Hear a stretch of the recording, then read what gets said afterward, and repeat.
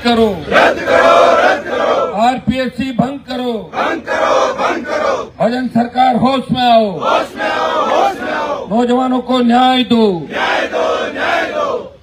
सबसे पहले तो 40 दिन से भी ज्यादा इस आंदोलन को समय शहीद स्मारक पे उन बड़े संघर्षों में सबसे बड़ा संघर्ष होगा जो पिछले कई वर्षों से अलग अलग पॉलिटिकल पार्टी के नेताओं ने किया, और शायद कोई सांसद लगातार 40 दिन से ज्यादा आपके बीच इस तपती धूप के अंदर बैठा। 100 लोगों ने आपने गिरफ्तारी दी और 1 लाख जवानों से ज्यादा रैली करके आपने बता दिया कि राजस्थान का जवान इस बार आक्रोशित है। इस बार भजनलाल जी, कांग्रेस और आप ये जो लुका छिपी का खेल खेल रहे हो, अब एक राजस्थान का नौजवान बर्दाश्त नहीं करेगा।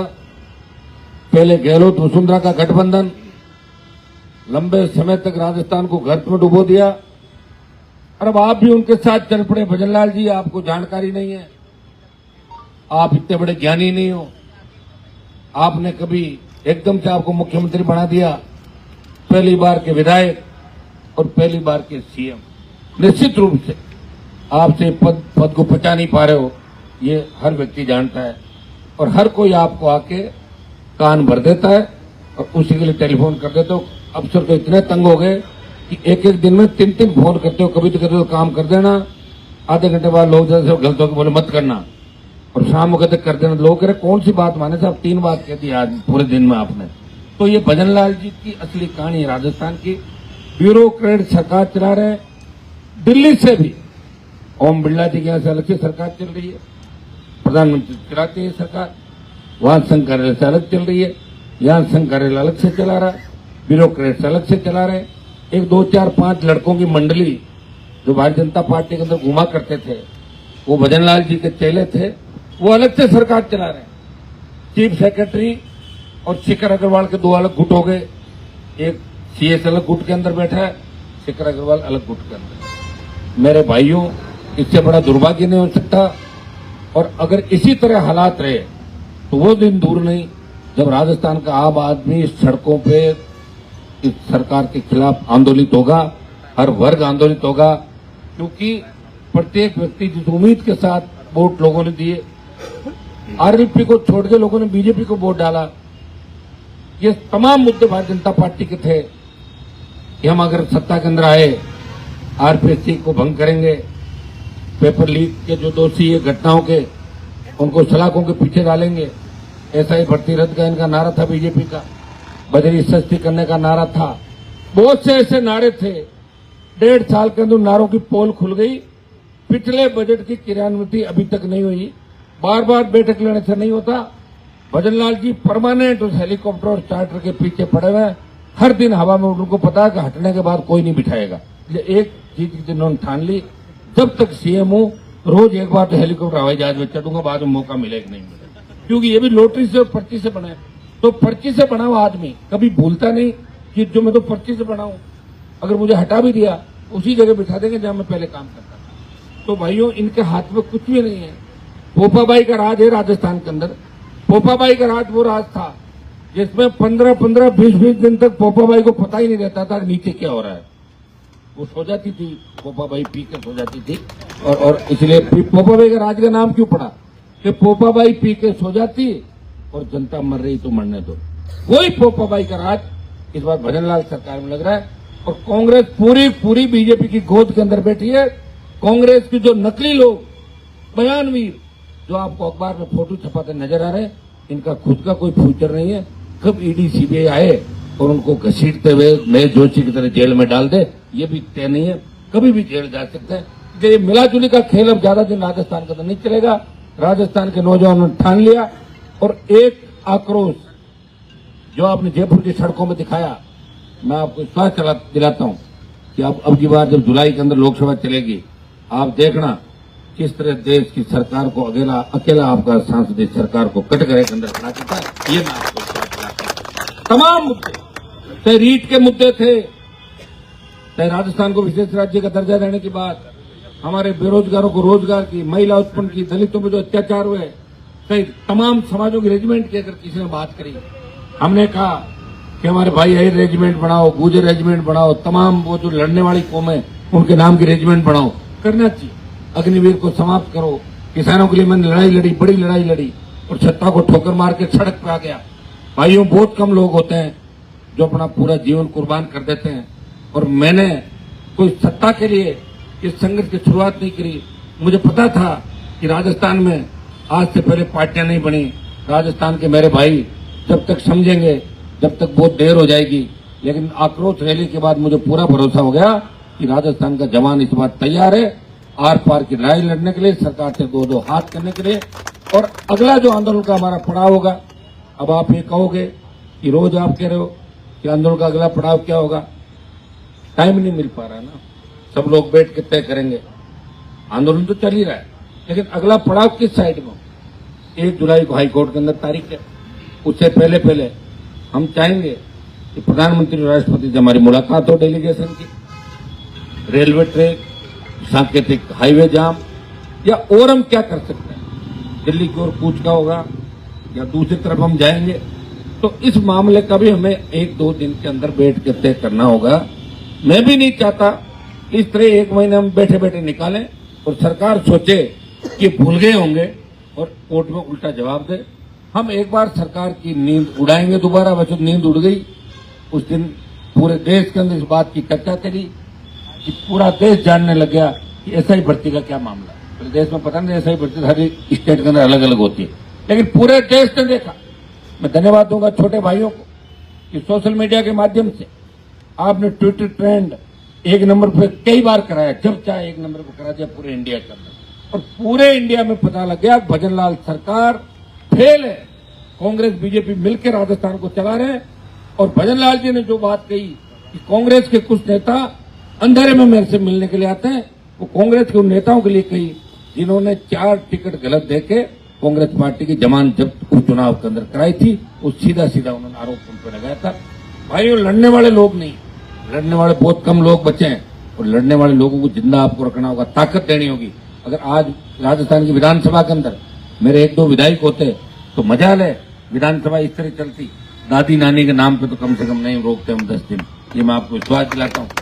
लेकिन लोकसभा के अंदर मैं हूं, और आप निश्चिंत रहें, मैं एक ही आपके लिए बहुत हूं। और भी जुड़ेंगे लोग निश्चित रूप से, और भी लोग। हमारे बाद बीएपी पार्टी बनी, आरएलपी को देखा, उस बेल्ट के अंदर 2 जिलों में आदिवासी भाइयों ने कहा हमारे हम भी सम्मान स्वाभिमान की लड़ाई लड़ रहे हैं, तो भारतीय आदिवासी पार्टी का गठन किया। लेकिन बीजेपी कांग्रेस ये चाहते हैं कि आरएलपी, बीएपी, ये तमाम जो छोटी पार्टियां ये मजबूत नहीं हो और समय समय पे हाथ मिला लेंगे आपस में। पंचायत राज चुनाव आप सबके सामने, एक बार इस आंदोलन में जीत के बाद आपके साथ बैठ के तय करेंगे। और आपने अगर ठान लिया, नौजवान जिधर चलता उधर जमाना चलता है। जिस तरह 1857 की क्रांति के अंदर एक नई शुरुआत 1857 में हुई, और मंगल पांडे, तांतिया टोपे, झांसी की रानी लक्ष्मीबाई और इस तरह के वीर उस क्रांति से वीर निकले, और उन्होंने हिला दिया अंग्रेजी सियासत हुकूमत को। और थोड़े संघर्ष के बाद अंग्रेजों को भागना पड़ा। भाइयों, जो आक्रोश आपने जयपुर के अंदर दिखाया था, एक आह्वान पे, एक ट्वीट पे, एक अपील पे, वो तो डोम हमारे छोटे पड़ गए। 3 डोम होते, वो तो उतने कुछ तीनों ही भर जाते। लाख से ज्यादा जवान अपने अपने साधनों से बाड़मेर से भरतपुर और डूंगरपुर से गंगानगर तक, प्रत्येक वर्ग, प्रत्येक जाति, प्रत्येक किसान का बेटा इस सरकार को चेताने के लिए आया था। ये रैली नहीं थी, ये रेला था।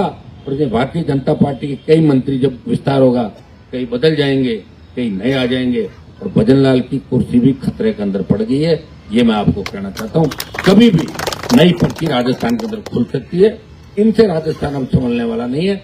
इनको तो खुद को पता नहीं कितने लोग संभाल रहे हैं, ये राजस्थान को कैसे संभालेंगे।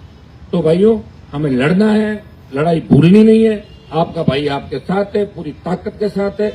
किसी से डर नहीं लगता उसको, नहीं तो मोदी की ईडी सीबीआई से डर लगता है, और नहीं राजस्थान की एजेंसी से कभी डर लगता है, नहीं हार्डकोर अपराधियों से डर लगता, जो आए दिन धमकियां देते। मेरे कोई फर्क नहीं पड़ता भाई, डर भजन लाल जी को लगता होगा, वो धमकियों वाली बात उनकी जरूर आती है। मैंने तो सुरक्षा भी लौटा दी थी, लेकिन ये सुरक्षा कर्मी मुझे छोड़ के ही नहीं जा रहे। अब इनकी व्यवस्था तो मुझे करनी पड़ेगी, और क्या करूं बताओ मुझे। सड़क पर थोड़ी रखूंगा बच्चों, मैं तो लौटा दी थी सुरक्षा। मैंने कहा ले जाओ अपना आदमी, मुझे नहीं चाहिए। लेकिन ये भी किसान के बैठे हैं, ये कह रहे हम तो सुरक्षा करेंगे, आप हम जा ही नहीं सकते। सरकार कह रही और हनुमान जी घर के बाहर खड़े रहो। घर के बाहर तो मैं कैसे रखूंगा इन बच्चों को? व्यवस्था घर के बाहर तो मैं रखने वाला व्यक्ति भी नहीं है। और हमने कोई ये नहीं कहा कि हमें सुरक्षा दो, हमने कोई लिख के नहीं दिया कि भजनलाल जी मुझे सुरक्षा की आवश्यकता। आपकी सरकार ने कहा कि हनुमान जी को खतरा है और सेंट्रल आईबी का इनपुट है। आप ही तो बात कर रहे हो, आप ही तो बात निकालते हो और आप ही वापिस करते हो इसको। मैंने कभी आपके बीच आके ये नहीं मांग। मैं देखता हूँ कई एमएलए एमपी को कि एक एक सिपाही मांगते हुए घूमते हैं। और दिल्ली में भी कांग्रेस के बहुत से नेताओं को मैं जानता हूँ जो अपना बंगला और सुरक्षा बचाने के लिए मोदी और अमित शाह के चक्कर काटते रहते हैं। कांग्रेस पार्टी के बहुत से नेता, यहाँ भी बहुत से नेता बड़े बंगलों के लिए, देवनानी जो विधानसभा के अध्यक्ष है और मुख्यमंत्री के दरवाजे पर चक्कर काटते रहते हैं और बड़े बंगले ले भी ले। उनकी सोच ही थी, उनका देखा नहीं जीवन का। हम तो उन स्थितियों के अंदर पड़े, बोले भाई हम तो यहाँ आके वापिस गए थे, लोग नीचे से ऊपर आए। और मैं तो जब यहाँ वजूद था, मेरा यूनिवर्सिटी का प्रेसिडेंट था, तब मैं वापस गया कि नागौर को जगाऊंगा, जोधपुर को जगाऊंगा, बाड़मेर को जगाऊंगा और ये ठग नेता जो भी है इन ठगों को घर बिठाऊंगा और नए किसान के बेटे नए नेता तैयार करके इस राजस्थान के अंदर कब्जा करेंगे। मैं तो इधर से उधर गया था, लोग तो नीचे से ऊपर आते हैं। मैं तो सब कुछ सक्षम था जब गया था, और आपको सारी बातें पता है और आप सारी बातें जानते भी हो। और मैं वही काम करता हूँ जो आम आदमी, गरीब आदमी के दिल के अंदर बात होती है, वो मैं फटाक से मामला उठा लेता हूँ। मुझे आप कहते नहीं हो, ये मेरी ड्यूटी है, ये मेरा कर्तव्य है कि मेरे भाई क्या चाहते हैं, मेरे लोग क्या चाहते हैं, राजस्थान का आम आवाम क्या चाहता है, वही काम मैं करता हूँ। प्रत्येक वर्ग के लिए लड़ता हूँ। कल टैक्सी यूनियन वाला आए, उससे पहले और हमारे जो ये वोकल जो कौन से वोकेशनल वाले वो लोग आए, उससे पहले बेरोजगारों को और बहुत से संगठन आए। मैं सबको, सैनिक समाज का कार्यक्रम भी था, या जो भी आएगा, जिस कौम पे भी अत्याचार होगा, अन्याय होगा, अगर मुझे पुकारेंगे तो निश्चित रूप से मैं उनके साथ खड़ा हूं। और नहीं बुलाएंगे और अन्याय हुआ तो भी मैं उनके साथ खड़ा हूं। रोज मेरा सोशल मीडिया का हैंडल आप देख रहे हैं। प्रयास मैं करता हूं कि देश और प्रदेश के अंदर मेरी वजह से प्रत्येक व्यक्ति को फायदा मिले, मैं ताकत बनूं आप लोगों की, गरीब शोषित पीड़ित तबके की मैं आवाज बन के और आपकी आवाज में उठाता रहूं, आवाज बन के आपको न्याय दिलाता रहूं। मैं प्रयास ही कर सकता हूं, मैं अकेला हूं, प्रयास कर सकता हूं। प्रयास करते करते ही तो आप लोग लाखों की तादाद में मेरे साथ हो गए। कुछ गलतियां हमारी विधानसभा चुनाव के अंदर हुई, अगर मैं भी किसी एक पार्टी से अलायंस कर लेता तो निश्चित रूप से वो पार्टी सत्ता के अंदर आती और 140 सीट लेती कांग्रेस पार्टी से, अगर अलायंस हो जाता मेरा। लेकिन मैंने कहा था कि मैं दोनों से अलायंस नहीं करूंगा। यही था चुनाव से पहले बात कि मैंने कांग्रेस से करूंगा ना बीजेपी से। एक रह गया, लेकिन मेरी बात से नहीं हटा। प्राण जाए पर वचन ना जाए। और मैंने आपको हमेशा कि आपके लिए लड़ता रहूंगा, चाहे कितना ही बड़ा पद आ जाए मेरे सामने, उसको ठोकर मार दूंगा। जिस दिन सत्ता पूरी आपके हाथ में आ जाए, उस दिन हो सकता है कि आपको कह दूंगा अब सत्ता में बैठ जाओ आप लोग, अब संभाल लो, अब अपने को नहीं छोड़ना। लेकिन जब तक हमें लगेगा कि हमें सम्मान नहीं मिल रहा है, ये 3 नंबर 4 नंबर 2 नंबर की लड़ाई न तो हमने लड़ी और न हम ये लड़ाई लड़ रहे हैं। हमारे बहुत से नेता बेचारे कहते रहते हैं कि आपने तो नंबर 3 या सही नंबर क्या, उनका देखा हुआ नहीं है, उनकी सोच इतनी है। कोई ट्रक का ड्राइवर था, कोई बस का कंडक्टर था, तो वैसी बात करेगा। वो कहाँ से यूनिवर्सिटी प्रेसिडेंट वाली बात करेगा कि आपने तो नंबर 2 ही थी। बेचारा अनपढ़ लोग हैं, उनका क्या कहोगा बताओ। लेकिन मैं आपको विश्वास दिलाता हूं कि हमने नंबर 1 की बात कही कि 1 नंबर पे कब्जा हमारा होना चाहिए। और 1 नंबर पे कब्जा हो जाए, हम तो 20 मीटर आसपास बैठ जाए 1 नंबर के, तो भी आपको सड़कों में इस तरह नहीं बैठना पड़े। ऐसे निर्णय सरकार करेगी जिससे आने वाला फ्यूचर आप करते हैं। हम राजस्थान का सम्मान लुटाना चाहते हैं, जो राजस्थान का सम्मान 25, 30, 40 साल पहले था। बच्चे बाहर से बेटियां बेटे पढ़ने के लिए अजमेर, जयपुर, तो तमाम जो हमारे यूनिवर्सिटी कॉलेज, चाहे गर्ल्स के बॉयज के, वहां बच्चे आते थे, बच्चे आती थी। लेकिन आज राजस्थान के माथे पे जो कलंक लगा है अपराध का, भ्रष्टाचार का, महिला उत्पीड़न का, हमारे बच्चे सुरक्षित नहीं, बेटियां सुरक्षित नहीं, स्कूल के अंदर बच्चे आईसीयू सुरक्षित नहीं, एम्बुलेंस नहीं, आपका पुलिस थानों के अंदर दुष्कर्म हो रहे राजस्थान के अंदर। ये कौन लेकर आया? ये जातिवाद का जहर किसने खोला? गहलोत, वसुंधरा जी। मैं जाट की बहू हूँ, राजपूत की बेटी हूँ, गुजर की समदन हूँ, मीणों की क्या बहन बताइए, बुआ क्या बताएंगे? वो ये बता देगा ना। मैं कहाँ गया? मनोज है। हाँ, बुआ हूँ, यादवों की छुट्टन के बताया कि मैं धर्म बहन हूँ, फला ये हूँ, मैं मणिजार हूँ, मैं रेबारण हूँ, तो जो भी उसने बताया। इसने करीब ऐसी कोई जाति छोड़ी नहीं, और गलती से अगर छोड़ दी तो बताते कि जाके पूछ लो, मना थोड़ी करेगी मैडम। तो भाई ये हालात राजस्थान में बने और जातीय गुट हावी हो गए। पार्टी कार्यालयों में जातीय संगठनों के नेताओं की परेड लगने लगी। ये फला महासभा का अध्यक्ष, इसका कमरा बीजेपी ऑफिस है, ये कांग्रेस ऑफिस में, तो जाति में बट गया पूरा राजस्थान। मेरे को तो लोग जातिवादी नेता कहते हैं।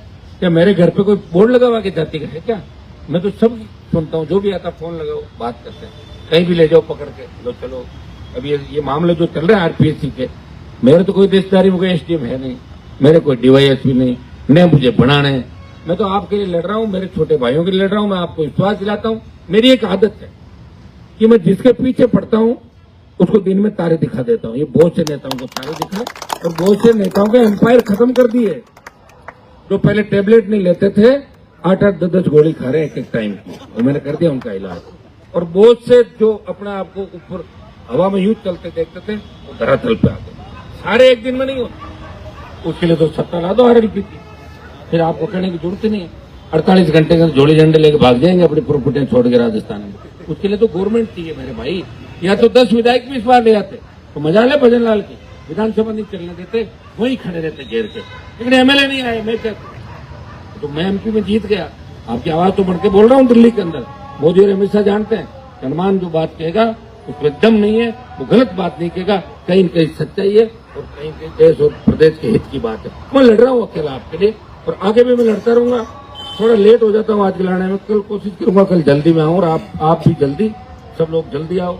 कल पर भीगते बारिश के अंदर भी आपने यहाँ जयकारे लगा रहे थे, भीग रहे थे, मैंने देखा।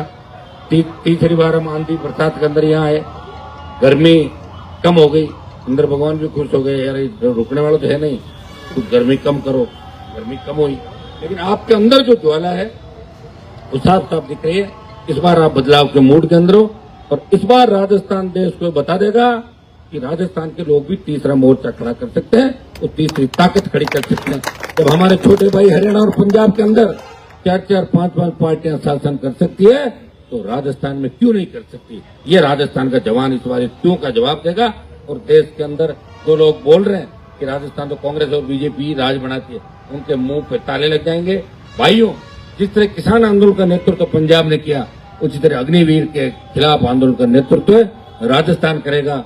आपके भाई ने शुरुआत की है, और आप सब साथ मिलकर हम दिल्ली की ओर कूच करेंगे, बड़ी रैलियां करेंगे, और अग्निवीर को समाप्त करा के सेना के सम्मान को लौटाएंगे और राजस्थान के सम्मान को लौटाएंगे। बहुत बहुत आपको धन्यवाद। जय हिंद।